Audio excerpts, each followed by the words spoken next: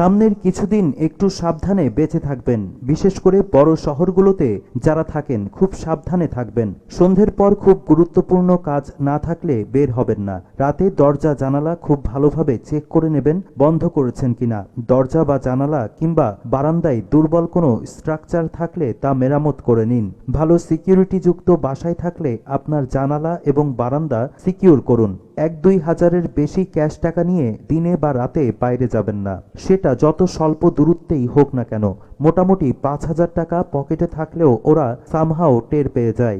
আপনার bank card একান্তই প্রয়োজন না হলে সাথে রাখবেন না। কার্ডে যদি NFC সার্ভিস এনেবল করা থাকে তবে ব্যাংকে কল করে তা বন্ধ করে নিন। দামি ফোন, ল্যাপটপ, প্যাড, ক্যামেরা বা অন্য কোনো দামি ডিভাইস নিয়ে বের হবেন না।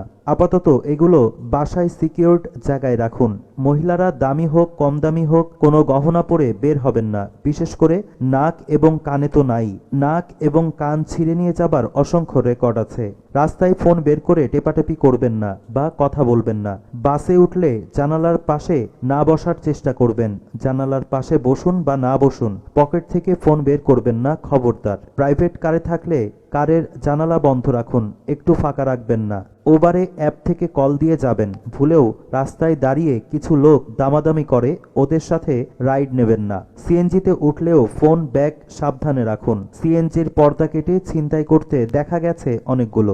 অপরিচিত কারোর সাথে একদম কথা বলবেন না। অপেক্ষাকৃত নির্জন রাস্তা দিয়ে কোনোভাবেই একা একা যাবেন না। যদি মনে হয় কেউ আপনাকে ফলো করছে, মান সম্মানের ভয় না করে দৌড়ে কোনো জনসমাগমে চলে যান। ছিনতাইকারীরা আপনার ব্যাগ, পার্স, ডিভাইস বা মালামাল নিয়ে টানাটানি করলে ছেড়ে দিন।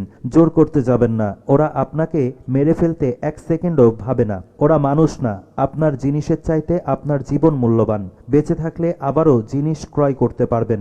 কোনো ছিনতাইকারী ছিনতাই করে পালানোর সময় যদি তাকে চিনে ফেলেন তবে ভুলেও বলতে যাবেন না, অমুক তুই এই কাজ করলি। আপনি চিনে ফেলা মাত্রই ওরা আপনাকে মেরে ফেলবে। চিৎকার করে লোক ডেকে বা 999-এ ফোন করে কোনো লাভ নেই।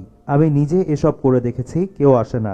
সবাই নিরাপদ দূরত্বে দাঁড়িয়ে দেখে শুধু। আপাতত এই পয়েন্টটাই লাস্ট। এটা ইচ্ছে করেই লাস্টে রেখেছি। এই পয়েন্টে অনেকে মানতে চাইবেন না, কেউ কেউ হেসে উড়িয়ে দেবেন। আবার কারো কারো কাছে ব্যাপারটা বিতর্কিত মনে হতে পারে। আপনার বাসা যদি ঢাকা বা বড় কোনো শহরে অপেক্ষাকৃত কম সিকিউরিটিযুক্ত এলাকায় হয় এবং আপনার বাসায় দেখতে মোটামুটি সুন্দর কোনো মেয়ে লোক থাকে কিংবা মাঝবয়সী থেকে অল্প বয়সী কোনো মেয়ে থাকে, আমার মতে আপাতত তাকে তাদের গ্রামের বাড়িতে পাঠিয়ে দিন। চুরি বা ছিনতাইয়ের সময় এরাও টার্গেট থাকে।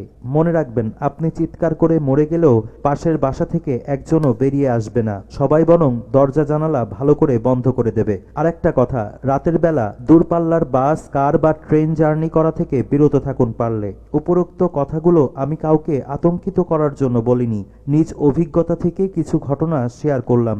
এতে যদি একজনও উপকৃত হয় এটাও বা কম কি।